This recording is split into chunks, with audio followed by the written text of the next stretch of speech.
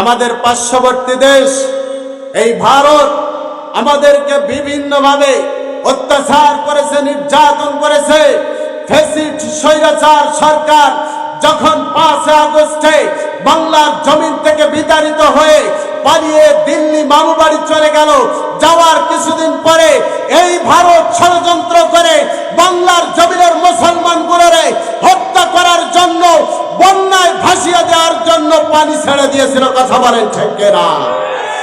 এই ভারত কখনো আমাদের বন্ধু হতে পারে না। হিন্দুত্ববাদীরা কখনো আমাদের বন্ধু হতে পারে না। তারা সবসময় সর্বাবস্থায় মুসলিমদেরকে ধ্বংস করার জন্য, মুসলিমদেরকে হত্যা করার জন্য ষড়যন্ত্র করেছে। কথা বলেন ঠিক কিনা? আমরা যারা আজকে কোরআন শুনতে আসলাম, কোরআনের ময়দানে আসলাম, আমাদেরও চাওয়া একটাই, আমাদের ছোট্ট ভূখণ্ড সোনার বাংলাদেশকে আমরা কোরআন দিয়ে পরিচালিত করতে চাই। কোরআন দিয়ে পরিচালিত করতে চাই কারা কারা? 2 হাত তুলে আমার আল্লাহকে দেখা দে। আলিফ লাম মিম যালিকাল কিতাবু লা রাইবা ফীহি হুদাল লিল মুত্তাকিন।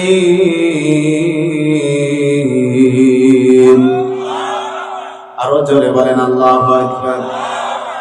আমার বাবাজিরা, আল্লাহ রাব্বুল আলামিন বললেন যালিকাল কিতাব, এটি এমন একটি কিতাব, এমন একটি গ্রন্থ, এমন একটি বই, এটার ভিতরে ভুল থাকা তো দূরের কথা, এটা সন্দেহ করার সুযোগ নাই। সুবহানাল্লাহ। তাহলে বলেন, আল্লাহর কিতাব এই কোরআনুল কারীমের ভিতরে কোনো ভুল আছে? কোনো সন্দেহ আছে? আল্লাহ রাব্বুল আলামিন সূরা কাহফের প্রথম আয়াতে কারিমায় বলেন আলহামদুলিল্লাহিল্লাযী আনজালা আলা আবদিহিল কিতাবা ওয়া লাম ইয়াজআল লাহু ইওয়াজা। আল্লাহ রাব্বুল আলামিন বলেন, সমস্ত প্রশংসা আল্লাহ রাব্বুল আলামিনের জন্য, আল্লাযী আনজালা আলা আবদিহিল কিতাব, যিনি তার বান্দার জন্য কিতাব কোরআনুল কারীম নাযিল করে দিয়েছেন। ওয়া লাম ইয়াজআল লাহু ইওয়াজা, এই কিতাবের ভিতরে কোনো বক্রতা নাই, এই কিতাবের ভিতরে কোনো অস্পষ্টতা নাই, কোনো গোপনীয়তা নাই, কোনো মারফত নাই। আল্লাহ রাব্বুল আলামিন বলেন, আমার বান্দাদের জন্য যে কিতাব আমি নাযিল করেছি, আমার বান্দাদের জন্য আমার কিতাব পড়তে কোনো কষ্ট না হয়, আমার কিতাব কোরআনুল কারীম বুঝতে যেন কষ্ট না হয়, আমার বান্দাদের বোঝার জন্য, পড়ার জন্য আমি আল্লাহ রাব্বুল আলামিন সব কিছু স্পষ্ট এবং ওপেন করে নাযিল করে দিয়েছি। শুধু কি তাই নাকি? আল্লাহ রাব্বুল আলামিন অন্য আয়াতে কারিমায় আরো সুন্দর করে জানিয়ে দেন, ওয়ালাকাদ ইয়াসসারনাল কুরআনা লিযিকরি ফাহাল মিন মুদ্দাকির। আল্লাহ রাব্বুল আলামিন বলেন, আমার বান্দারা যারা আমার এই কিতাব কোরআনুল কারীম থেকে উপদেশ গ্রহণ করবে, আমার এই কিতাব কোরআনুল কারীম পড়বে, আমার এই কিতাব কোরআনুল কারীম দিয়ে জীবন পরিচালনা করবে, আমার এই কিতাব কোরআনুল কারীম নিজের জীবনের সাথে সেট করে নিবে, ফিটিং করে নিবে, আল্লাহ রাব্বুল আলামিন বলেন, আমার ওই সমস্ত বান্দাদের জন্য আমার এই নাজিলকৃত কিতাব আমি সহজ করে নাজিল করেছি। তাহলে এই কিতাবের ভিতরে কোনো জটিলতা নাই, কোনো অস্পষ্টতা নাই, ভুল থাকা তো দূরের কথা, সন্দেহ করারও কোনো সুযোগ আছে?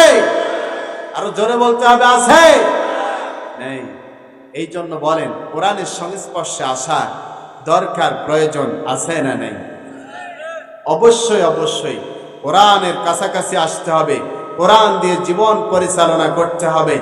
আমরা যদি এই কিতাব কোরআনুল কারীম দিয়ে যদি জীবন পরিচালনা করতে পারি, এই দুনিয়াতেও শান্তি, আখিরাতেও শান্তি আছে না নাই?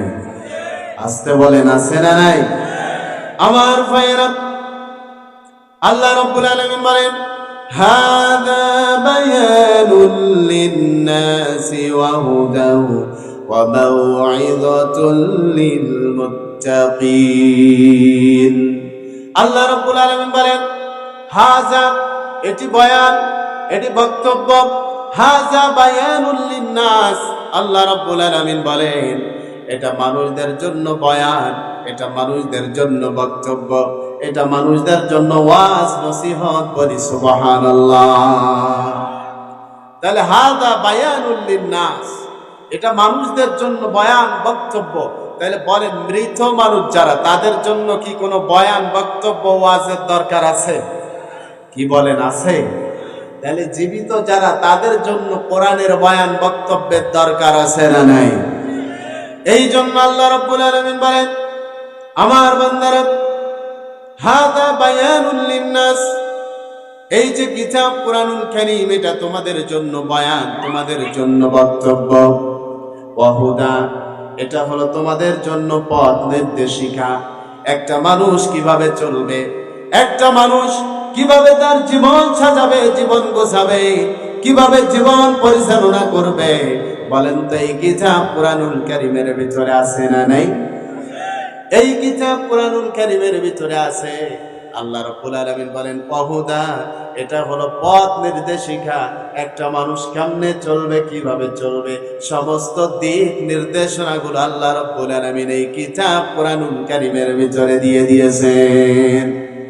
প্রশ্ন করতে পারেন হুজুর, আমরা জীবনে চলতে ফিরতে আমাদের অনেক কিছু দরকার হয়, আমাদের অনেক কিছু প্রয়োজন হয়। হুজুর, আমাদের জীবনের সূচনা থেকে শুরু করে শেষ পর্যন্ত কি সব কথাই কোরআনের ভিতরে আছে? আল্লাহ রাব্বুল আলামিন বলেন মা ফারওয়াতনা ফিল কিতাবি মিন শাই।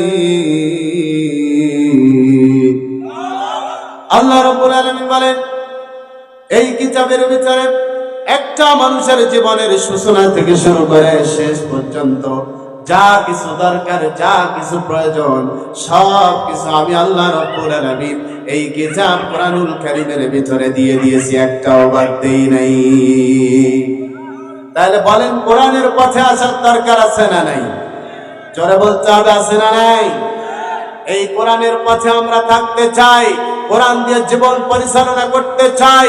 এই কোরআন দিয়ে যারা দল গঠন করে, দল কোরআনের পথে পরিচালিত করছে, সেই দলের সাথে আমরা শামিল হয়ে বাংলার জমিনে আল্লাহর কোরআন দিয়ে শাসন করতে চাই। কারা কারা দুই হাত তুলে আমার আল্লাহকে দেখা দে।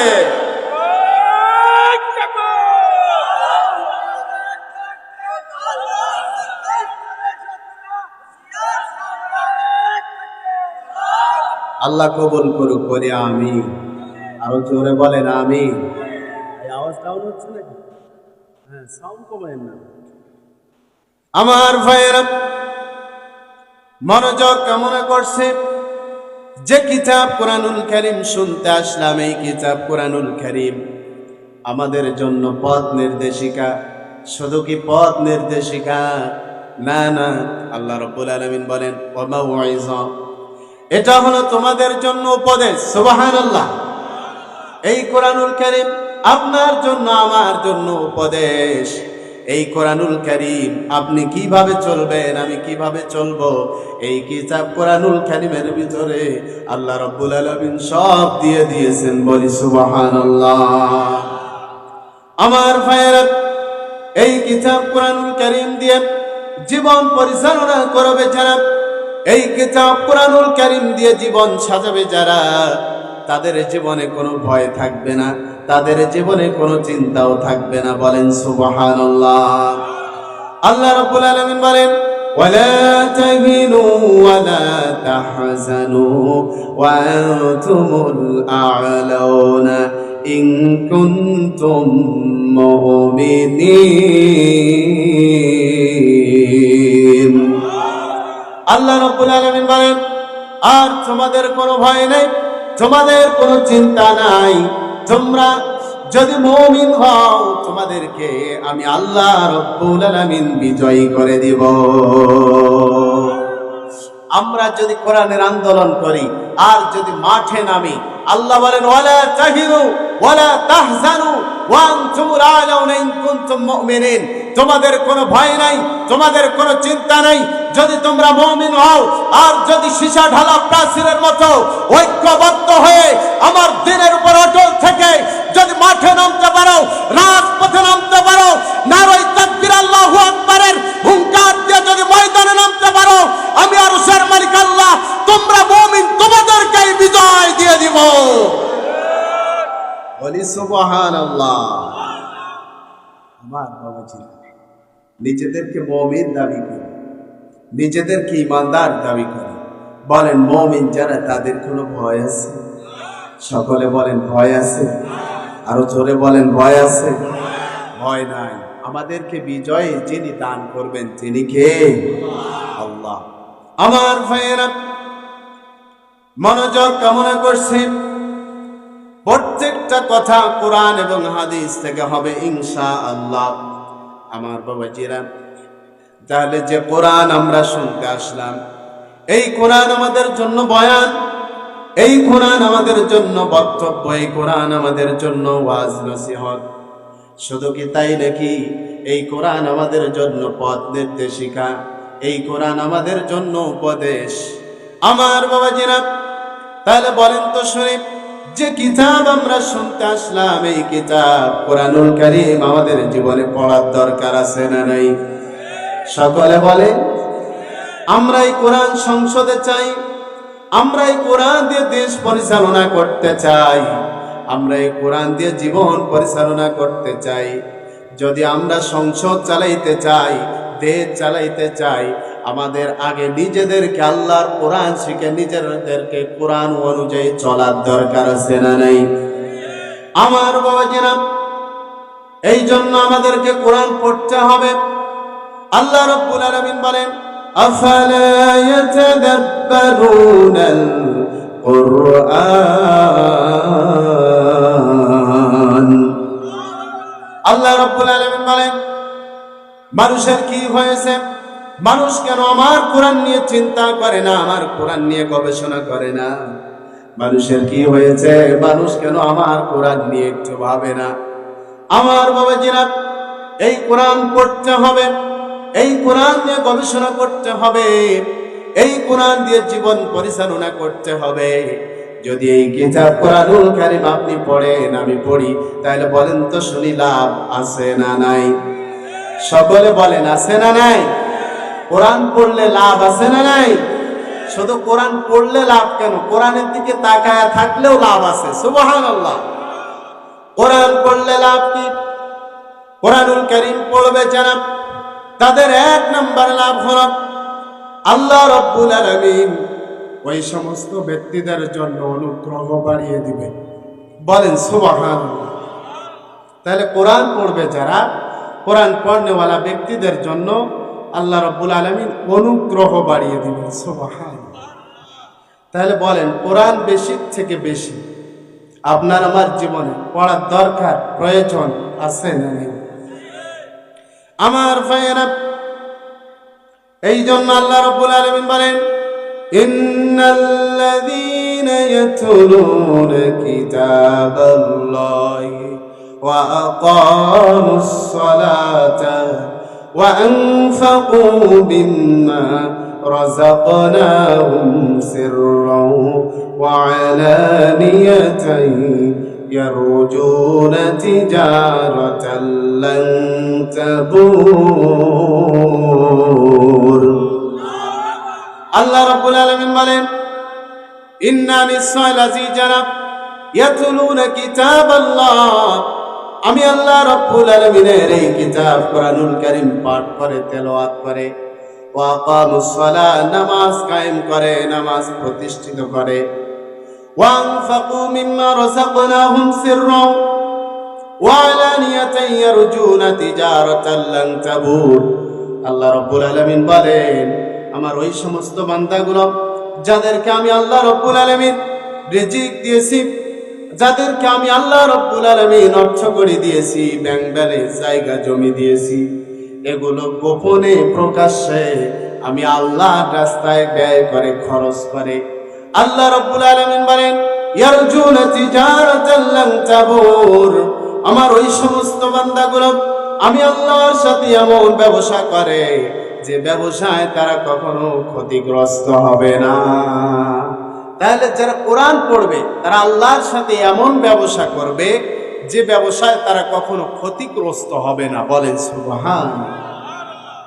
আমার ভাইয়েরা, এরপরে আছে আল্লাহ রাব্বুল আলামিন সুন্দর করে জানিয়ে দেন, লিওয়াফিয়াহুম উজুরাহুম ওয়া ইয়াজিদাহুম মিন ফাদলিহি ইন্নাহু গফুরুন শাকুর।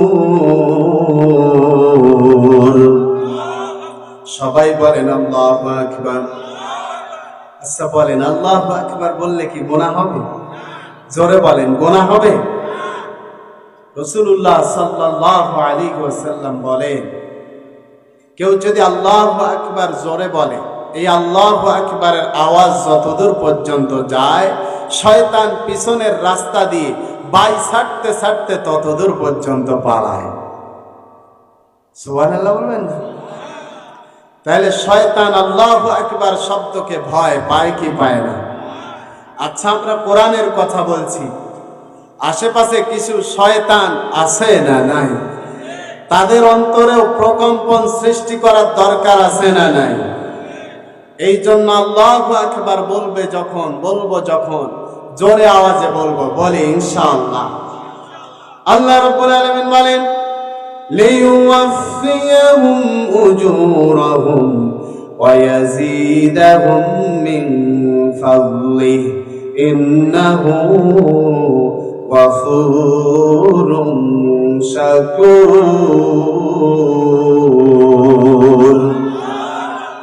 আল্লাহ রাব্বুল আলামিন বলেন, যাতে তিনি তাদেরকে তাদের পূর্ণ প্রতিফল দান করেন এবং নিজ অনুগ্রহে আল্লাহ রাব্বুল আলামিন তাদেরকে আরো বেশি অনুগ্রহ করেন। আল্লাহ রাব্বুল আলামিন ক্ষমাশীল ও মহা গুণাগ্রাহী। বলেন সুবহানাল্লাহ। তাহলে কোরআন শুনবে যারা, তাদের প্রতি অনুগ্রহ বাড়িয়ে দিবেন যিনি। চিল্লায়া বলেন তো বাবাজি, তিনি কে? এই জন্য কোরআন পড়তে হবে, কোরআন দিয়ে জীবন পরিচালনা করতে হবে। আমার বাবাজিরা, কোরআন যদি আপনি পড়েন, কোরআন যদি আমি পড়ি, আল্লাহ রাব্বুল আলামিন আপনার জন্য অনুগ্রহ করবেন, আপনার জন্য আমার জন্য দয়া বাড়িয়ে দিবেন।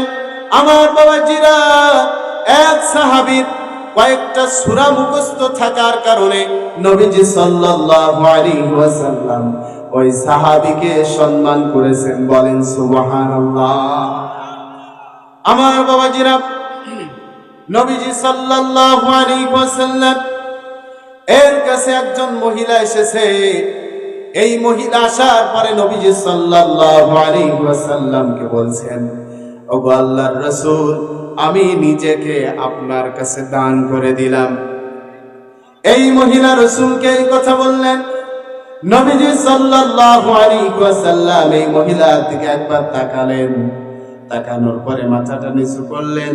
মাথা নিচু করে আছেন নবীজি সাল্লাল্লাহু আলাইহি ওয়াসাল্লাম মাথা নিচু করে থাকা অবস্থায় একজন সাহাবী আল্লাহর নবী সাল্লাল্লাহু আলাইহি ওয়াসাল্লামকে বললেন, ওগো নবীজি সাল্লাল্লাহু আলাইহি ওয়াসাল্লাম, এই মহিলাটার যদি আপনার কোনো দরকার না থাকে, আপনার কোনো প্রয়োজন না থাকে, তাহলে আমার সাথে এই মহিলাটারে বিয়ে দিয়ে দেন। সুবহানাল্লাহ। সাহাবী এই কথা বললেন। বলার পরে নবীজি সাল্লাল্লাহু আলাইহি ওয়াসাল্লাম মাথা মাছালেন, মাথা উঁচু করলেন, আর সাহাবীরা বললেন, সাহাবী তুমি কি তার বিয়ে করতে চাও? সাহাবী বলেন, জি ইয়া রাসূলুল্লাহ সাল্লাল্লাহু আলাইহি ওয়াসাল্লাম। এই কথা বলার পরে নবীজি সাল্লাল্লাহু আলাইহি ওয়াসাল্লাম বললেন, ও সাহাবী, যাও, বাড়িতে যাও, তোমার বাড়িতে কি আছে তুমি নিয়ে আসো। এই কথা বলার পরে সাহাবী বাড়িতে চলে গেলেন। যাওয়ার পরে তিনি কোনো কিছুই পেলেন না, না পাওয়াতে খালি হাতে আল্লাহর নবী সাল্লাল্লাহু আলাইহি ওয়াসাল্লামের কাছে চলে আসলেন। আসার পরে বলছেন, ও ওয়াল্লাহি আল্লাহর কসম ওগো নবীজি আমার বাড়িতে কোনো কিছুই আমি পেলাম না।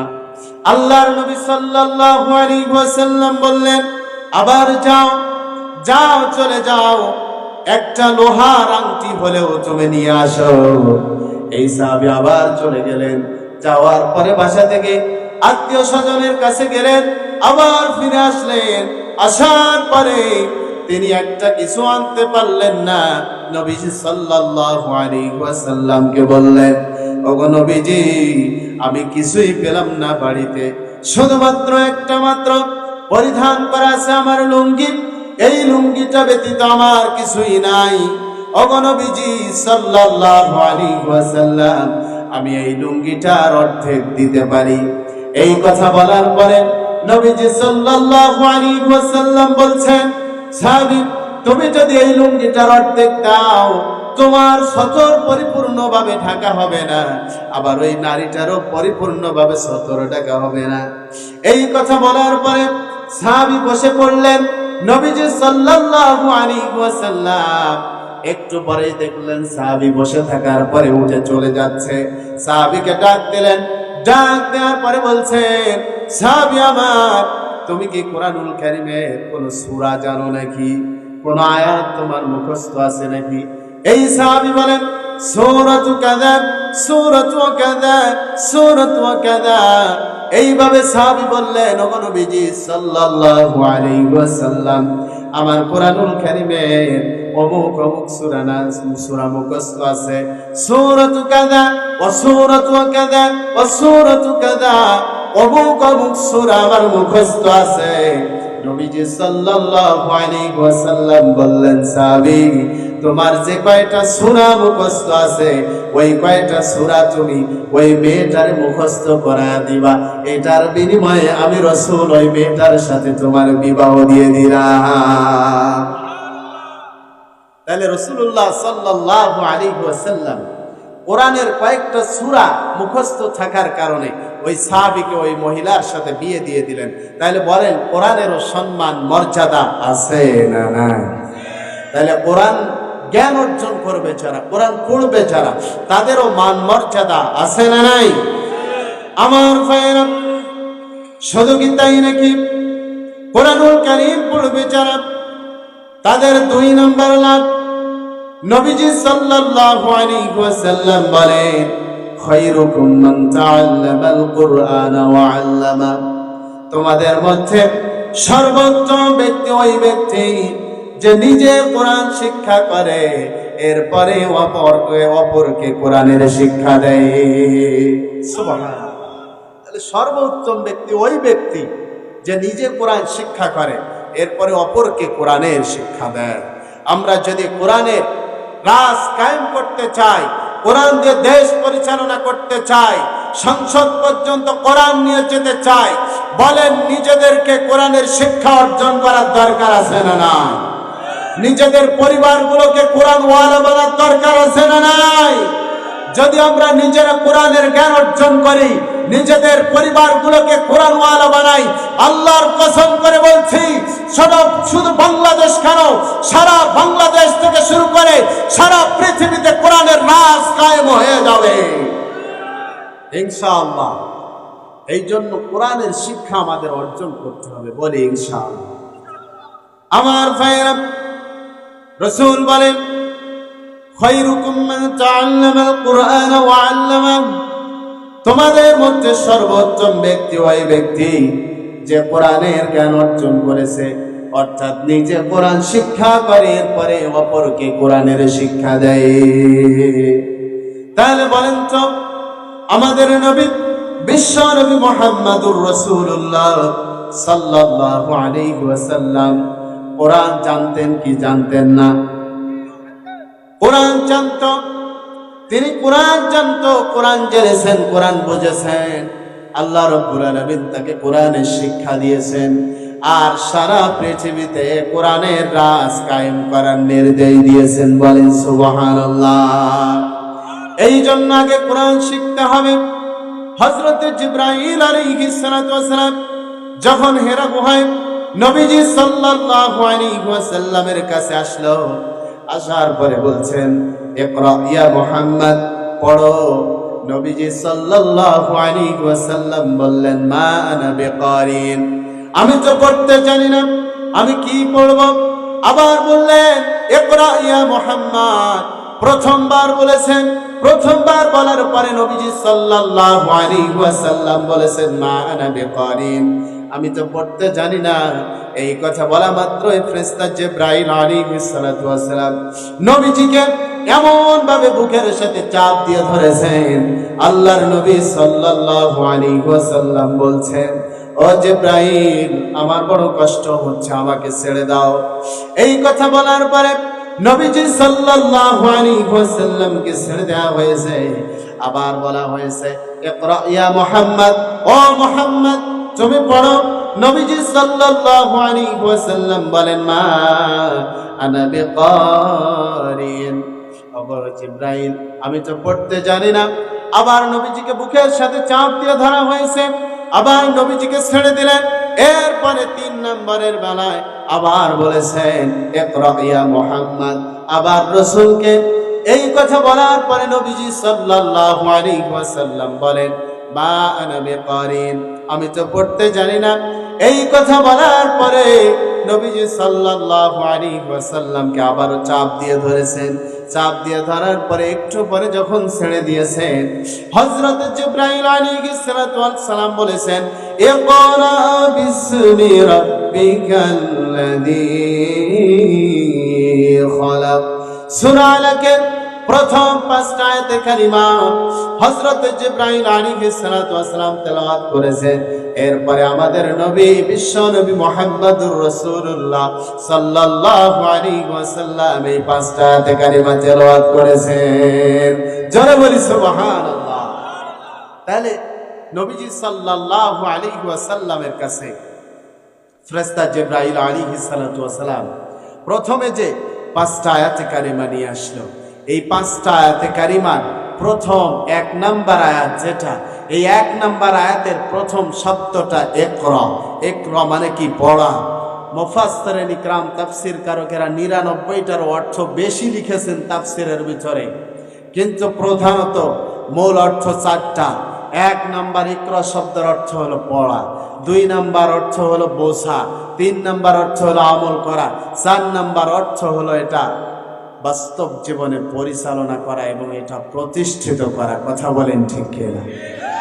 এই জন্য কোরআন পড়তে হবে। বলেন, কোরআন পড়ার দরকার আছে না নাই? 2 নম্বরে এটা আমল করতে হবে, 3 নম্বরে এটা পৌঁছায় দিতে হবে, প্রতিষ্ঠিত করতে হবে। এই জন্য আমরা কোরআন পড়বো, বুঝবো, আমল করব এবং জাতির কাছে এটা পৌঁছায় দিব। বলি ইনশাআল্লাহ। আমার ভাইয়েরা, রাসূলুল্লাহ সাল্লাল্লাহু আলাইহি ওয়াসাল্লাম বলেন, তোমাদের মধ্যে সর্বোত্তম ওই ব্যক্তি যে কোরআনের শিক্ষা অর্জন করে এবং অপরকে কোরআনের শিক্ষা দেয়।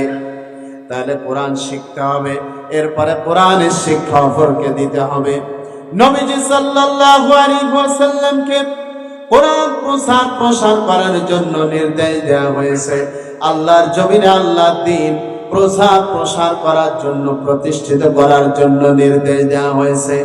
আল্লাহ রাব্বুল আলামিন বলেন, ইয়া আইয়ুহার রাসূলু বাল্লিগ মা উনজিলা ইলাইকা মির রাব্বিক ওয়া ইল্লাম তাফআল ফামা বাল্লাগতা রিসালাতা ওয়াল্লাহু ইয়াসিমুকা মিনান নাস ইন্নাল্লাহা লা ইয়াহদিল কওমাল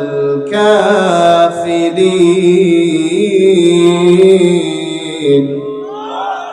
আল্লাহ রাব্বুল আলামিন বলেন, হে রাসূল, বাল্লিগ মা উনজিলা ইলাইকা মির রাব্বিক, তোমার রবের পক্ষ থেকে যা তোমার উপর নাযিল করা হয়েছে, অবতীর্ণ করা হয়েছে, তা তুমি মানুষের কাছে পৌঁছায় দাও, মানুষের কাছে প্রচার করো। আর যদি তুমি এটা মানুষের কাছে পৌঁছায় না দাও, তাহলে তুমি রিসালাতের দায়িত্ব পালন করো নাই। তবে হ্যাঁ, তুমি যদি রিসালাতের দায়িত্ব পালন করো, তুমি যদি এই সমাজে যদি তুমি কোরআন পৌঁছায় দাও, কিছু মানুষ তোমার শত্রুতে পরিণত হবে। তাহলে বলেন তো, রসুল কোরআন প্রচার করেছেন, সেই সময়ে রসুলের কিছু শত্রু ছিল কি ছিল না? জোরে বলেন। এখনো যারা কোরআন প্রচার করে, কোরআন সমাজে প্রতিষ্ঠিত করতে চায়, তারও কিছু পিছনে শত্রু আছে না নাই? যারা কোরআন প্রচার করছে এবং সমাজে, দেশে, সংসদে কোরআন প্রতিষ্ঠিত করতে চাচ্ছে, বলেন তাদেরও শত্রু কিছু আছে না না? এমনও কিছু লোক আছে যারা নামাজ পড়ে, রোজা করে, হজ করে, যাকাত দিয়েছে, লম্বা লম্বা দাড়ি, লম্বা টুপি, জুব্বা পরে সমাজে ঘুরে বেড়ায়, আবার কোরআন বিদ্বেষী কিছু কার্যকলাপ তাদের ভিতরে আছে না না? আমার ভাইয়েরা বলতে চাই, হাসিনার দোসর এখনো বাংলার জমিনে লুকিয়ে লুকিয়ে ঘুরতেছে। কোথায় কিভাবে কোরআনওয়ালাদেরকে লাঞ্ছিত করা যায়, অপমানিত করা যায়, অপদস্থ করা যায়, সেই ষড়যন্ত্র তাদের ভিতরে আছে না না? আরো জোরে বলতে হবে, আছে না না? আমার বাবাজিরা, আমরা যারা কোরআন চাই, কোরআন দিয়ে দেশ পরিচালনা করতে চাই, আমাদের শক্ত প্রতিজ্ঞা করতে হবে, শক্তভাবে শপথ করতে হবে যে কোনো নাস্তিক্যবাদ, ইহুদি খ্রিস্টানদের, পাঁচটা গোলামদের চোখের রাঙানোতে আমরা কখনো পিছপা হব না, বলি ইনশাআল্লাহ। আরো জোরে বলতে হবে ইনশাআল্লাহ। আমরা আগামীতে সংসদে কোরআন নিয়ে যেতে চাই তো ইনশাআল্লাহ। সবার মুখে একটা কথা বারবার, সবার মুখে একটা কথা বারবার, দাড়ি পাল্লায় ভোটটা দিব এইবার। জোরে বলেন ঠিক কিনা? সবার মুখে একটা কথা বারবার, দাড়ি পাল্লায় ভোটটা দিব এইবার। দেখছি নাঙ্গল ধানের শীষের নৌকা, মার্কা এবার কোনটা? আরো জোরে, জোরসে বলো, লিল্লাহি তাকবীর। আমার ভাইয়েরা, মনোযোগ কামনা করছি, আমরা যারা কোরআন শুনতে এসেছি, কোরআনের কথাগুলো বলতে এসেছি, বলেন তো শুনি, এই কিতাব কোরআনুল কারীম দিয়ে জীবন পরিচালনা করার দরকার আছে না নাই? আরো জোরে বলেন, আছে না নাই? আমরা যারা কোরআন মানি, আমরা যারা কোরআন দিয়ে জীবন পরিচালনা করি, আমার অনেক মা বোনেরা আজকের মাহফিলে এসেছে। আপনারা পুরুষ কি তার চেয়ে ডবল মা বোনেরা এসেছে। এই জন্য বলি, আজকের যে আলোচনা কোরআন বিষয়ে, বলেন তো শুনি, শুধু কি পুরুষরা কোরআন শিখলে হবে না, মা বোনদেরও শেখার দরকার আছে। আমার বাবাজিরা, সারা বাংলাদেশে যত মানুষ আছে, সমস্ত মানুষদেরকে আল্লাহর কোরআন শিখতে হবে, আল্লাহর কোরআনের ছায়াতলে আসতে হবে, আল্লাহর কোরআনের সংস্পর্শে আসতে হবে। যদি আল্লাহর কোরআন দিয়ে যদি আমরা জীবন পরিচালনা করতে পারি, আল্লাহর কোরআন যদি সংসদে নিয়ে যেতে পারি, আল্লাহর কসম করে বলি, কোনো মানুষ অশান্তিতে দেশে বসবাস করবে না। এই জন্য কোরআনের শিক্ষা অর্জন করতে হবে, কোরআনের জ্ঞান অর্জন করতে হবে। যারা এখানে আমরা এসেছি, আমাদের কলিজার টুকরা সন্তানগুলোরে কোরআনের শিক্ষা দিব। তার মানে আমি এটা বলছি না সন্তানগুলোরে ডাক্তার বানানো যাবে না, মাস্টার বানানো যাবে না, এটা বলছি না। সন্তানকে ডাক্তার বানাবো, মাস্টার বানাবো, ইঞ্জিনিয়ার বানাবো, পাইলট বানাবো, কিন্তু সবগুলো বানার আগে সন্তানকে প্রাথমিক লেভেলে কোরআনের শিক্ষা দেওয়ার দরকার আছে না নাই? সন্তানকে যদি কোরআনের শিক্ষা দিতে পারি, মেয়ে সন্তান যদি হয়, তাহলে তো আরো আলহামদুলিল্লাহ। কারণ কবি বলেন, তোমরা আমাকে একটা শিক্ষিত মা দাও, আমি তোমাদেরকে একটা শিক্ষিত জাতি দিব। এই জন্য মা বোনদেরকেও কোরআনের শিক্ষায় শিক্ষিত হতে হবে, কোরআনের জ্ঞান অর্জন করতে হবে। অনেক মা বোন এসেছে, অনেক বোনেরা আমাদের এসেছে, আমরা জানি মা বোনরা আমলের দিক থেকে অনেক ভালো, অনেক আমল করে। আবার এমনও কিছু মা বোন আছে পর্দারও ধার ধারে না, কথা বলেন ঠিক কিনা? আমার বাবাজিরা এমন ভাবে পর্দা করে চলে, তাদের দিকে দেখলেই মাথা নিচু করা ছাড়া আর কোনো বুদ্ধি না। এই জন্য এগুলো হওয়ার পিছনে কারণ আছে। কারণগুলো কি? এখনো আমাদের দেশে ভারতের হিন্দুত্ববাদের ইন্ডিয়ান সিরিয়ালগুলো বাংলাদেশে আছে না নাই? আরো জোরে বলতে হবে, আছে না নাই? আমাদের পার্শ্ববর্তী দেশ এই ভারত আমাদেরকে বিভিন্নভাবে অত্যাচার করেছে, নির্যাতন করেছে।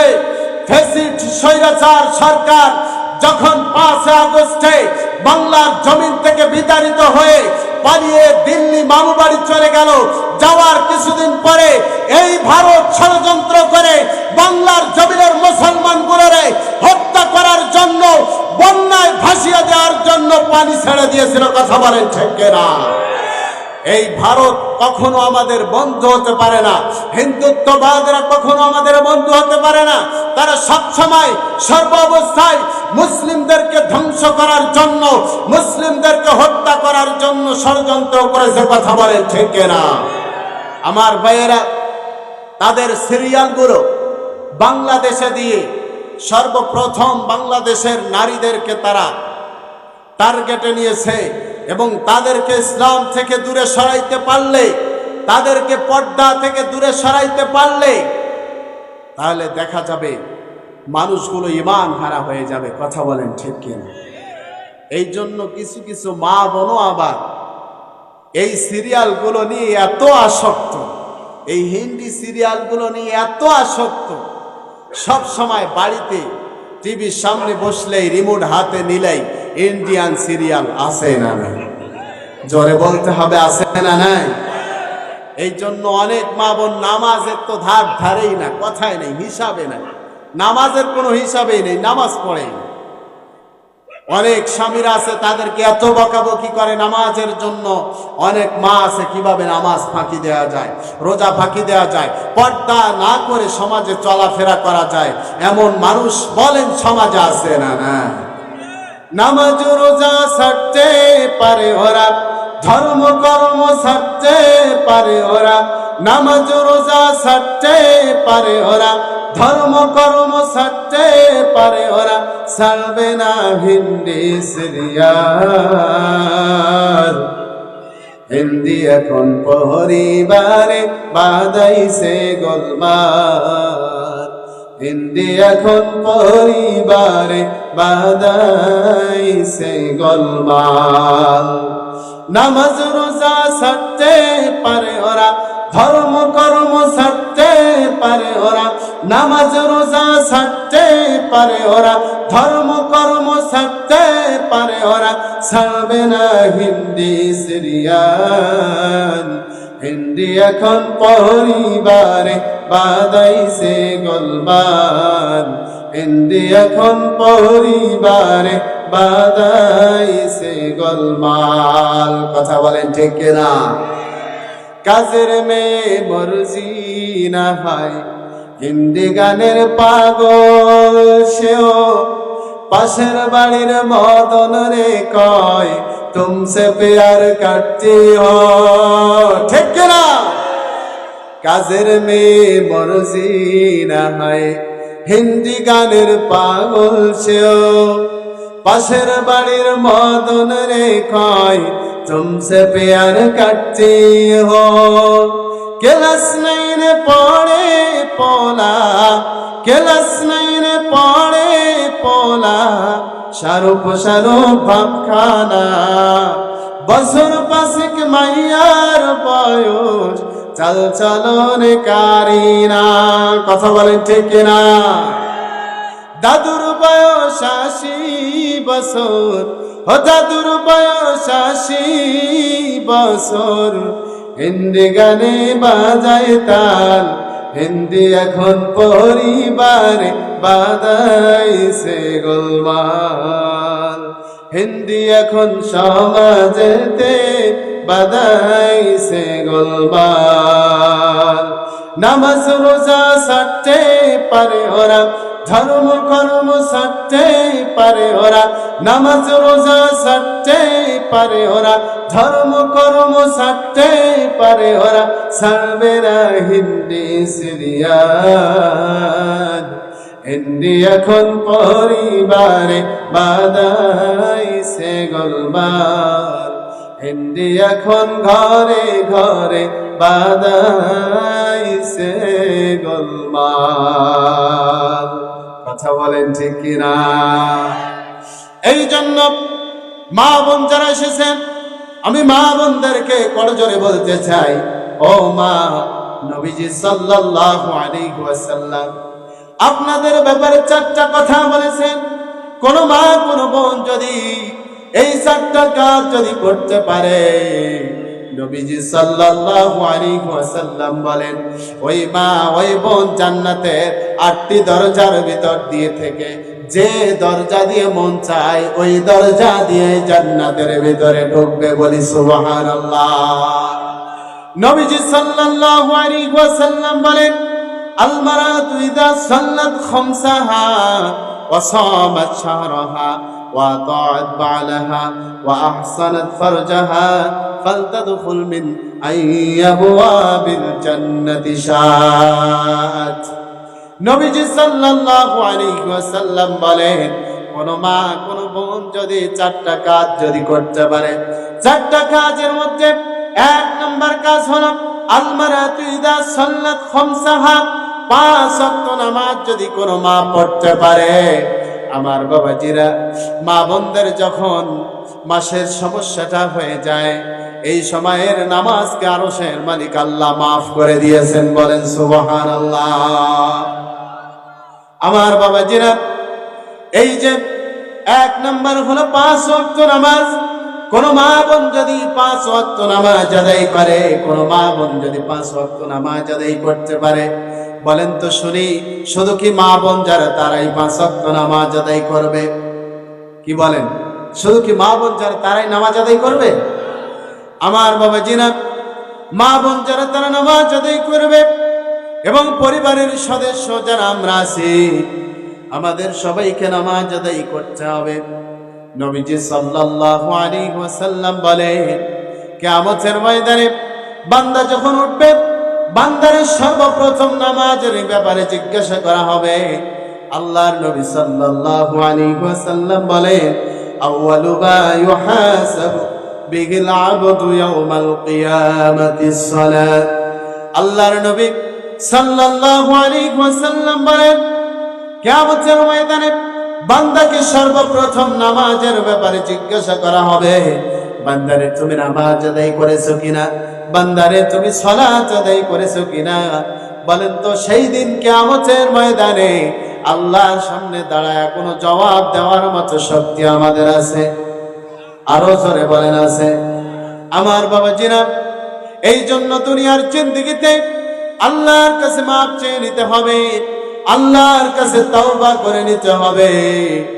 কারণ আল্লাহ রাব্বুল আলামিন বলেন, মান আ'রাদা আনহু ফাইন্নাহু ইয়াহমিলু ইয়াওমাল কিয়ামাতি ওয়িজরা। আল্লাহ রাব্বুল আলামিন বলেন, যে আমার কোরআন থেকে, যে আমার শরণ থেকে, যে আমি আল্লাহ রাব্বুল আলামিনের পথ থেকে মুখ ফিরিয়ে নেবে, সরে যাবে, ঘুরে যাবে, আল্লাহ রাব্বুল আলামিন বলেন ওই ব্যক্তি কিয়ামতের ময়দানে গুনার বোঝা বহন করবে। বলেন নাউযুবিল্লাহ। আল্লাহ রাব্বুল আলামিন অন্য আয়াতে কারিমায় আরো সুন্দর করে জানিয়ে দেন, ওয়ালা তাজিরু ওয়াজিরাতু ওয়াজরা উখরা।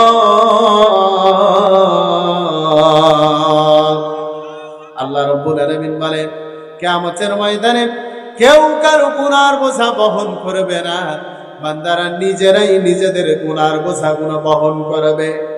আমার বাবাজিরা, আপনি আজকে নামাজ পড়েন না, আমি আজকে নামাজ পড়ি না, ও পর্দার অন্তরালে মা বোনেরা, তোমরা যেন নামাজ আদায় করো না, সালাত আদায় করো না। যদি কিয়ামতের ময়দানে আল্লাহ রাব্বুল আলামিন নামাজের ব্যাপারে জিজ্ঞাসা করে, বলেন তো শুনি এ ব্যাপারে আমাদের কোনো জবাব আছে নাকি? আমার ভাইরা, মা বোনদের 2 নম্বর আমল রমাদান মাসে রোজা রাখবে। নবীজি সাল্লাল্লাহু আলাইহি ওয়াসাল্লাম বলেন, মা বোনরা রমাদান মাসে রোজা রাখবে।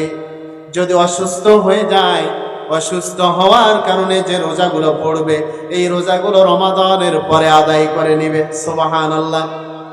আমার বাবাজিরা, এরপরে নবীজি সাল্লাল্লাহু আলাইহি ওয়াসাল্লাম বলেন, ওয়া তাআত বা'দাহা, মা বোনদেরকে স্বামীর খেদমতের ব্যাপারে কথা বলা হয়েছে। তাহলে বলেন তো শুনি, 3 নাম্বার আমল স্বামীর খেদমতের দরকার আছে না নাই?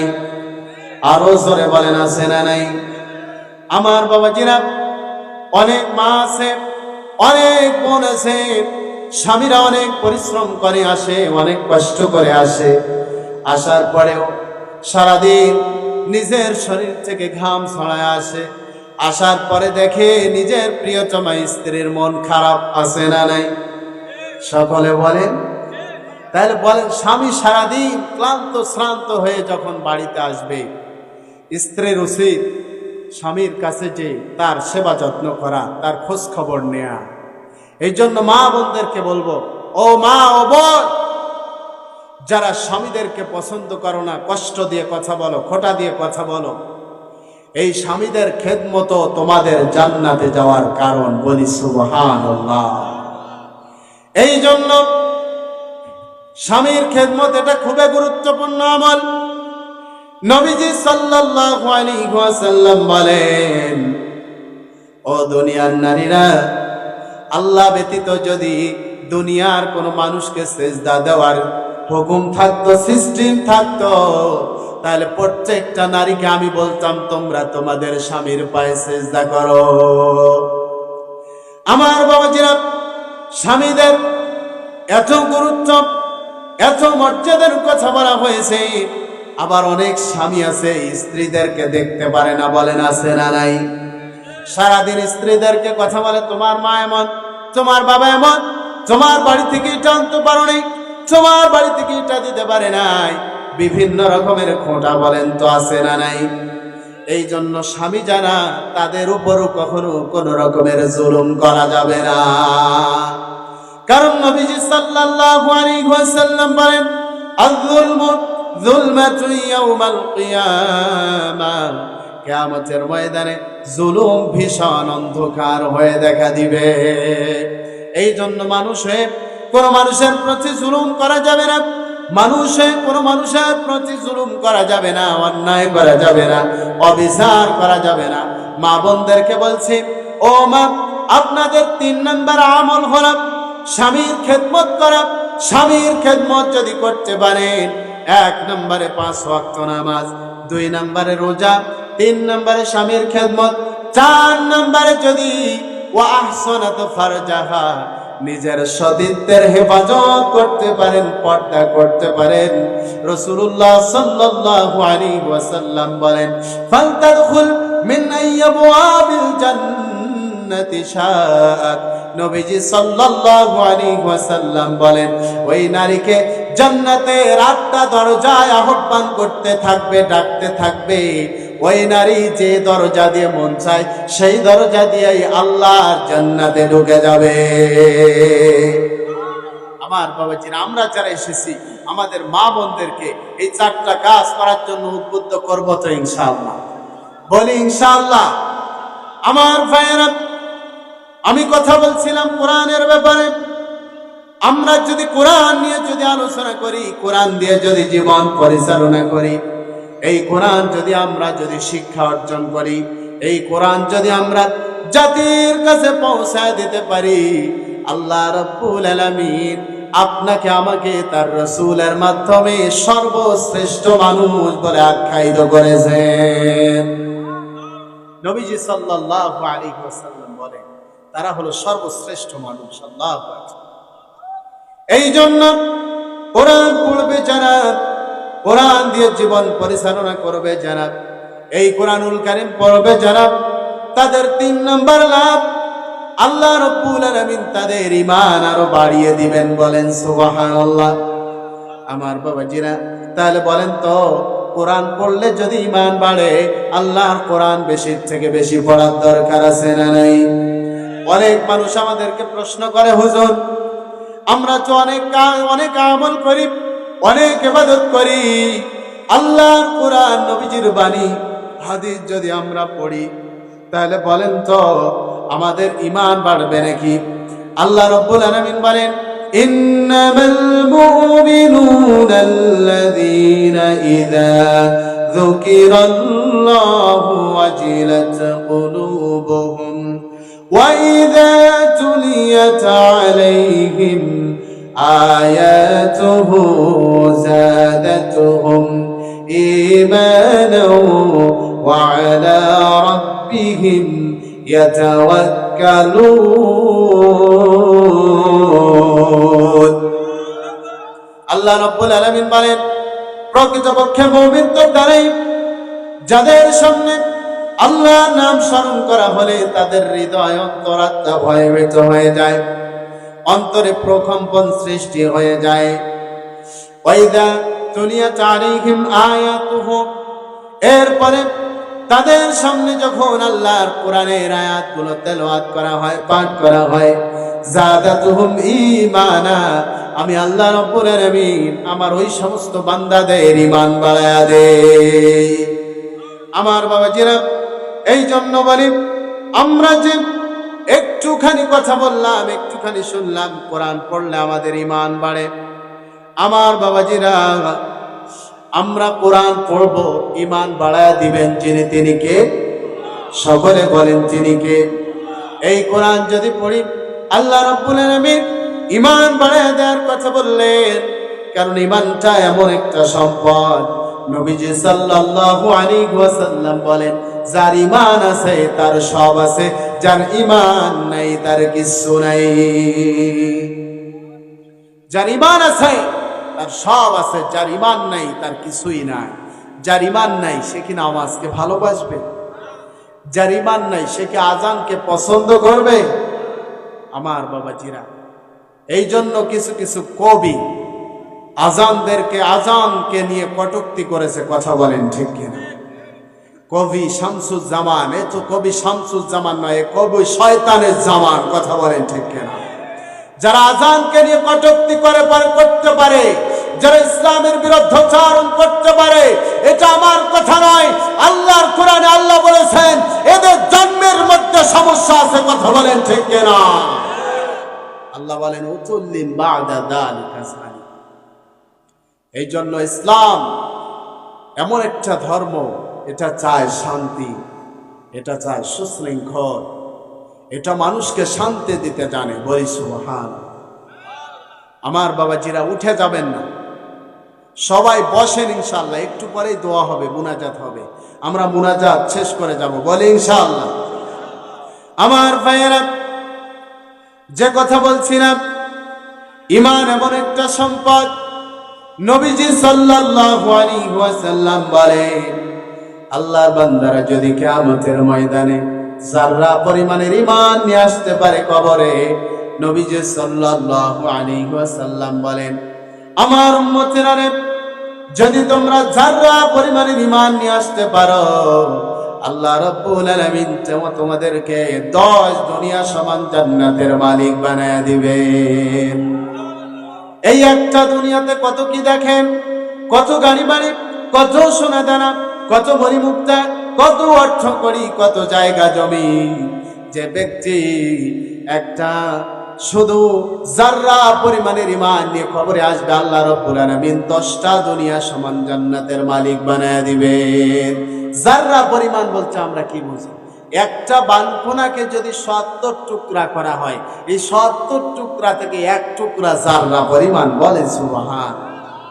তাহলে আল্লাহর কোরআন যত বেশি মানুষ পড়বে, আল্লাহ রাব্বুল আলামিন তাদের ঈমান তত বেশি বাড়ায়া দিবে। আমার ভাইয়েরা, কোরআন পড়বে যারা, কোরআনের তেলাওয়াত, আল্লাহর ফেরেশতারা দাঁড়ায়া দাঁড়ায়া কোরআনের তেলাওয়াত গুলো শুনতে থাকে, বলেন সুবহানাল্লাহ। আমার বাবাজিরা, নবীজি সাল্লাল্লাহু আলাইহি ওয়াসাল্লামের সাহাবী হযরত উসাইদ ইবনে উযাইর রাদিয়াল্লাহু আনহু এক রাতে তার ঘোড়া রাস্তা বলে বসে কোরআনের তেলাওয়াত করছিলেন।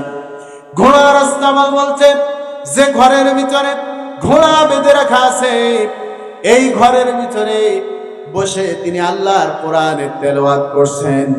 এমন তো অবস্থায় তিনি ঘোড়ার দিকে তাকায় দেখলেন ঘোড়া লাফালাফি করছে, ঘোড়া লাফ ঝাঁপ দিচ্ছে। একটু পরে তিনি কোরআনের তেলাওয়াত বন্ধ করে দিলেন।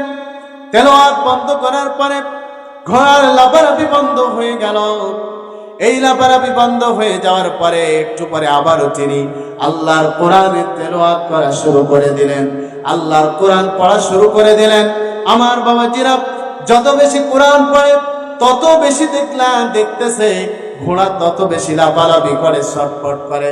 তিনি আবার কোরআনের তেলাওয়াত বন্ধ করে দিলেন, ঘোড়ার লাফালাফি বন্ধ হয়ে গেল। একটু পরে আবার আল্লাহর কিতাবে কোরআনুল কারীমের তেলাওয়াত শুরু করে দিলেন।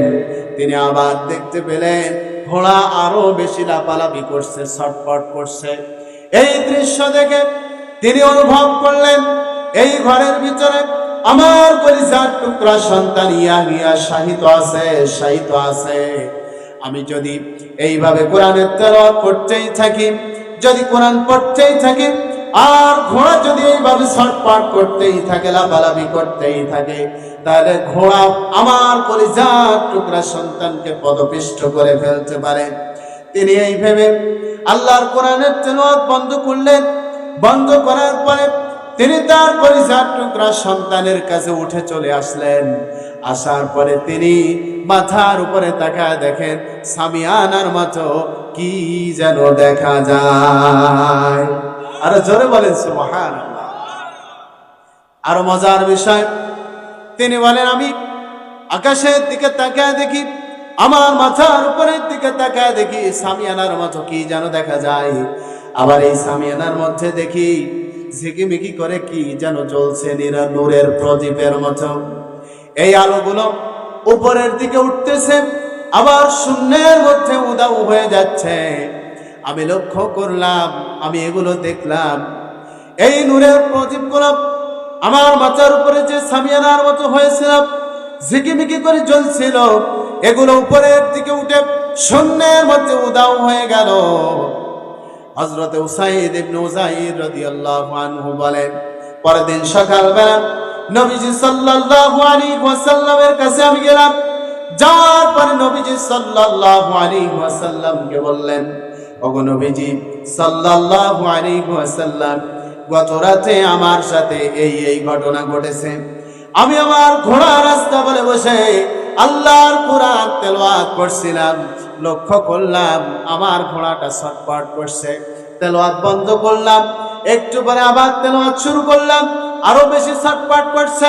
আমি তেলাওয়াত বন্ধ করে দিলাম, একটু পরে আবার তেলাওয়াত শুরু করলাম, আরো বেশি ঘোড়া লাফালাফি করছে, ছটফট করছে। আমি অনুভব করলাম ঘোড়া লাফালাফি করতে করতে আমার কলিজার টুকরা সন্তানকে পদপিষ্ট করে ফেলতে পারে ঘোড়া। আমি এই অনুভব করে ওগো নবীজি আমার কলিজার টুকরা সন্তানের কাছে চলে আসলাম। আসার পরে মাথার উপরে তাকায় দেখি মেঘমালার মতো কি জানি দেখা যায়। আবার এগুলোর মধ্যে দেখলাম নূরের প্রদীপের মতো কি জানি ঝিকিমিকি করে জ্বলছে। ওগো নবীজি সাল্লাল্লাহু আলাইহি ওয়াসাল্লাম, আমি এগুলো দেখলাম, অবলোকন করলাম। একটু পরে দেখলাম সবগুলো উপরের দিকে উঠছে, ওঠার পরে শূন্যের মধ্যে উধাও হয়ে যাচ্ছে। আল্লাহর নবী সাল্লাল্লাহু আলাইহি ওয়াসাল্লাম এই কথাগুলো হযরত উসাইদ ইবনে উযাইর রাদিয়াল্লাহু আনহুর মুখ থেকে শোনার পরে বলছেন, ও উসাইদ, তুমি কি জানো নাকি তোমার মাথার উপরে মেঘমালার মতো যেগুলো দেখেছো, আবার নূরের প্রদীপের মতো যেগুলো ঝিকিমিকি করে জ্বলছিল সেগুলো দেখেছো, তুমি কি জানো নাকি এগুলো কি ছিল? হযরত উসাইদ রাদিয়াল্লাহু আনহু তিনি বলেন, না না, আমি তো জানি না এগুলো কি ছিল। আল্লাহর নবী সাল্লাল্লাহু আলাইহি ওয়াসাল্লাম বলেন, উসাইদ, এগুলো ছিল সব আল্লাহর ফেরেশতা। এই ফেরেশতাগুলো তুমি কোরআনের তেলাওয়াত করছিলে, আর এরা তোমার মাথার উপরে সারিবদ্ধ হয়ে দাঁড়িয়ে আল্লাহর কোরআনের তেলাওয়াত তারা শুনতেছিল। নবীজি সাল্লাল্লাহু আলাইহি ওয়াসাল্লাম বলেন, উসাইদ, তুমি যদি আল্লাহর কোরআন ভোরবেলা পর্যন্ত যদি তেলাওয়াত করতে, যদি সকালবেলা পর্যন্ত যদি আল্লাহর কোরআনের তেলাওয়াত করতে, তাহলে যত মানুষ সকালবেলা ভোরবেলা তোমার বাড়ির পাশ দিয়ে যাতায়াত করত, প্রত্যেকটা মানুষ সচক্ষে আল্লাহর রহমতের ফেরেশতাগুলোকে দেখতে পেত। এই জন্য আপনি আমি কোরআন তেলাওয়াত করব, আপনার আমার কোরআনের তেলাওয়াত শুনতেছে ফেরেশতারা, রহমতের ফেরেশতারা, বলি সুবহানাল্লাহ। এই যে কোরআন থেকে এখানে আলোচনা হচ্ছে, যদিও আমাদের মানুষ কম, নবীজি সাল্লাল্লাহু আলাইহি ওয়াসাল্লাম বলেন, যেখানে কোরআন থেকে আলোচনা হয়, রসুলের বাণীগুলো আলোচনা হয়, এইখানে আল্লাহর রহমতের ফেরেশতারা চতুর্দিক থেকে সারিবদ্ধ হয়ে দাঁড়িয়ে দাঁড়িয়ে আল্লাহর কোরআনের বাণী, নবীজির হাদিসের বাণীগুলো শুনতে থাকে, বলে সুবহানাল্লাহ। এই ফেরেশতাগুলো যখন চলে যাবে, মাহফিল যখন শেষ হয়ে যাবে, আপনি যখন চলে যাবেন, আমি যখন চলে যাব, আমার বাবাজিরা ফেরেশতাগুলো যখন চলে যাবে, আল্লাহ রাব্বুল আলামিন ফেরেশতাগুলোকে ডাক দেবেন আর বলবেন, ও আমার ফেরেশতারা, তোমরা কোথায় গিয়েছিলে? ফেরেশতারা ডাক দিয়ে বলবেন, রব্বুল আলামিন, আমরা কোথায় গিয়েছিলাম আপনি তো জানেন। আল্লাহ রাব্বুল আলামিন বলেন, ও আমার ফেরেশতারা, তোমরা কোথায় গিয়েছিলে আমি জানি, তারপরে তোমাদের মুখ থেকে আমি শুনতে চাই। সুবহানাল্লাহ। আমার বাবাজিরা মনোযোগ কামনা করছি।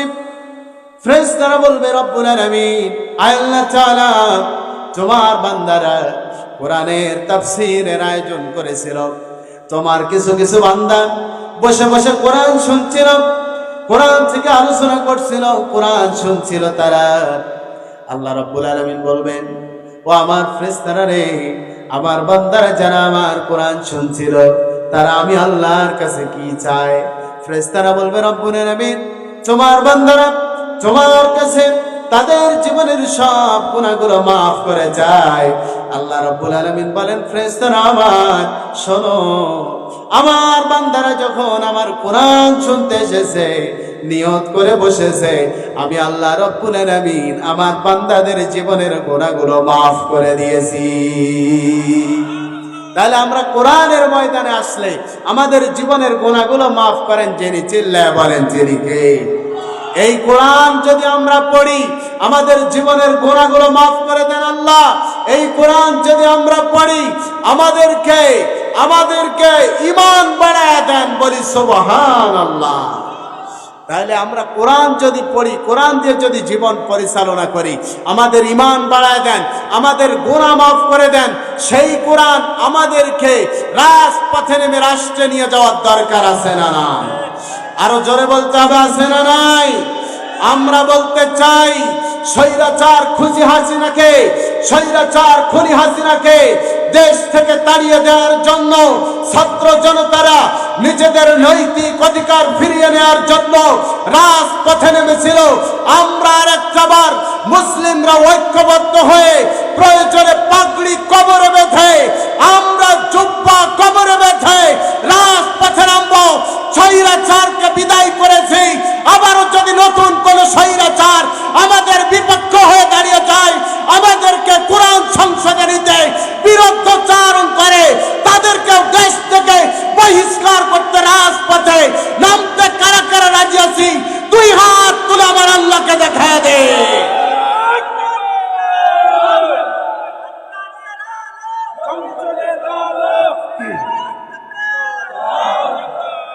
আল্লাহ কবুল করুক, বলে আমিন। দেশে আগুন লাগাইয়া জনতারে জ্বালাইয়া, দেশে আগুন লাগাইয়া জনতারে জ্বালাইয়া, পালাইয়া গেলা সাইডা ঢাকা, গণভবনটা এখন ফাঁকা। বগুড়ে গণভবনটা এখন ফাঁকা ফাঁকা। কথা বলেন ঠিক কিনা? দেশে আগুন লাগাইয়া জনতারে জ্বালাইয়া, দেশে আগুন লাগাইয়া জনতারে জ্বালাইয়া, পালাইয়া গেলা সাইডা ঢাকা, গণভবনটা এখন ফাঁকা। ডাইনি রে গণভবনটা এখন ফাঁকা। অধিকারের দাবি তুললেন বলেছিলেন রাজাকার, অধিকারের দাবি তুললেন বলেছিলেন রাজাকার। জনগণ বুঝে গেল তুমি বড় স্বৈরাচার। অধিকারের দাবি তুললে বলেছিলে রাজাকার, জনগণ বুঝে গেল তুমি বড় স্বৈরাচার। কাউয়া কাদের ডাকে নায়ক কাকা, গণভবনটা এখন ফাঁকা। ববুরে গণভবনটা এখন ফাঁকা। দেশে আগুন লাগাইয়া জনতার জ্বালাইয়া, দেশে আগুন লাগাইয়া জনতার জ্বালাইয়া। পালাইয়া গেলা সাইডা ঢাকা, গণভবনটা এখন ফাঁকা। গণভবনটা এখন ফাঁকা। কথা বলেন ঠিক কিনা? সারা দেশে গুম করিতে বানাইছো আয়না ঘর, গুম করিতে সারা দেশে বানাইছো আয়না ঘর। সেই কাহিনী পড়লে মনে বুকটা করে থর থর। গুম করিতে সারা দেশে বানাইছো আয়না ঘর, সেই কাহিনী পড়লে মনে বুকটা করে থর থর। তোমার নাই যে শরম লাজ, তুমি বড়ই নাটকবাজ। তোমার নাই যে শরম লাজ, তুমি বড়ই নাটকবাজ। করেছো গণহত্যা, করেছো ছাত্র হত্যা, করেছো আলেম হত্যা, করেছো সেনা হত্যা। তুমি বড়ই নাটকবাজ। কথা বলেন ঠিক কিনা? কাউয়া কাদের ডাকে নায়ার কাকা, গণভবনটা এখন ফাঁকা। গণভবনটা এখন ফাঁকা।